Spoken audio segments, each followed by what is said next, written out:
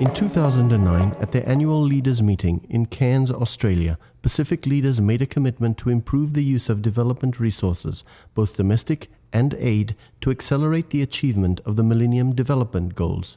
They committed to strengthening country systems and institutions to better prioritize, allocate, deliver, and account for those resources to their own citizens and development partners. They agreed to open up their systems of national planning, budgeting, public financial and aid management for review by peers within the Pacific region, so that the Pacific could find homegrown solutions to common challenges. Since then, all 13 Forum Island countries have completed peer reviews, and all 13 countries have completed some form of public expenditure and financial accountability assessment. I think a review is always very healthy. I think that the mistake one should never make is to carry on doing what you're doing without just reflecting upon it. And I think it is important to get people from within the region to do that, because we share the experience. A lot of our problems are very similar. The fact that the peer review is being done by our peers, I think is a good thing. Sometimes reviews are made with different standards in mind or different expectations. But the good thing about peer review is the realistic aspect of it. I think that often has to be given some weight.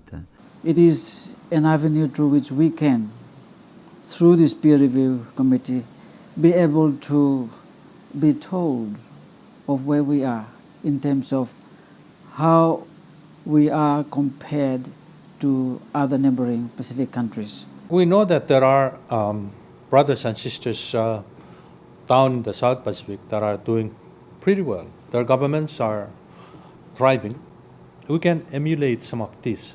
What do they do that drives their economy?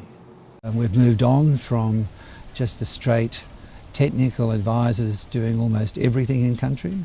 We have a cohort of often young, well-educated Pacific Islanders who can do this work possibly much better, understanding the culture and the way things are done in islands better than expatriate like myself. So I think it's really important to find a way to harness that capacity. Pacific countries undertook the peer review process to learn from each other, and for a wide range of reasons, from learning how to better prioritize based on limited capacity and resources as a Niue with a population of 1,500 people, to improving delivery of services in Papua New Guinea with a population of 7 million people. We were trying to do too many things. We have limited capacity. So what we needed to do was rationalize that process to determine what are the limiting factors and then work according to those limiting factors. So what we're doing at the present moment is exactly what the peer review recommended, and that is to set up a unit which is going to be responsible for management, administration and monitoring our projects. We are beginning to move the resources away from Waigani, away from the centre, and support the decentralisation concept by empowering and capacitating the lower level governments, but also giving them the resources behind that capacity, and ensuring that national government plays a monitoring role and a guiding role against our development plans. Samoa, Cook Islands and the Republic of the Marshall Islands wanted to complement existing government efforts to improve accountability, transparency, and strengthening public financial management and planning systems. Principles of good governance, transparency, and also accountability being respected by the leaders of the developing country would ensure that the resources would be better used. I think it's good for us to have people from the outside to come in, have a look at our systems independently, and provide us with an unbiased, if you like, view of how well we are performing. We've made a commitment in the next few years to have one of the best, most robust finance management systems and planning systems in place. And we've done quite a few initiatives recently, I think, that has really benefited the country. We are building our internal capacity for performance monitoring and auditing. All these efforts are to build a government and people that are accountable and transparent in the use and result for the resources we generate domestically and receive from our development partners. Over the past 4 years, the Pacific region has taken strong leadership over their development agenda and processes in partnership with their development partners. They have demonstrated their commitment to improving governance, accountability, and transparency for more effective institutions.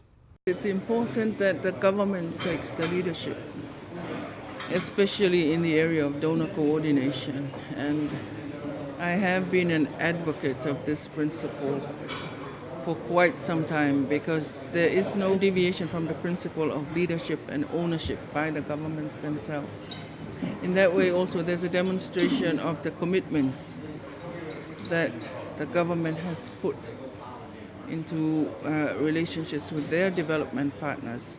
There is now willingness from the donors who say to the leaders of the Pacific Island particularly, we want you to take direction of your destiny. We want you to design what you want.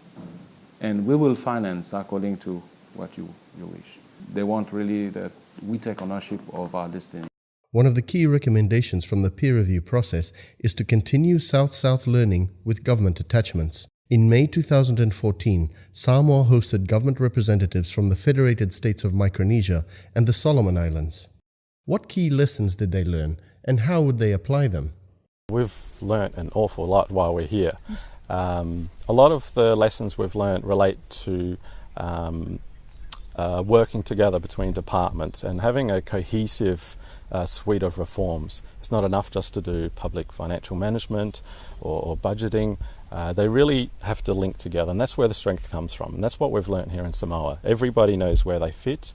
They know how they relate up to the very highest levels of the strategy for Samoa. We're looking at all of these things in their totality and how they link to one another. Rather than piecemeal reform, we really want to draw upon the synergies of making it one system. Aid coordination and management is actually very much dependent on the environment that these proper and clearly identified planning frameworks and linkages create. So that's actually the ultimate realization, that without these proper linkages between the different levels of planning, you cannot really have a coordinated approach to aid management. How would they share the learning, and what are the next steps? In 2011, we completed our very first PIFA assessment, and it's taken us quite some time to finalize our PFM reform plan. And so just being down here with the PFM team, it's a very rewarding experience because we're able to really observe and learn about how they go about addressing the common issues that we have. And we are confident now that we can go back home and effectively implement or complete our reform plan and quickly implement it. Unlike Samoa, we have planning and ministry in one ministry, which is a fantastic arrangement. For us, we have planning in another ministry, and aid coordination, Ministry of Finance is different. So with the group that we have a good mixture, which is planning and finance. We have confidence that we three will work better. I think this attachment has very big benefits for that, bringing these two ministries together, because before we have been fragmented. What are their perspectives on the South-South attachments?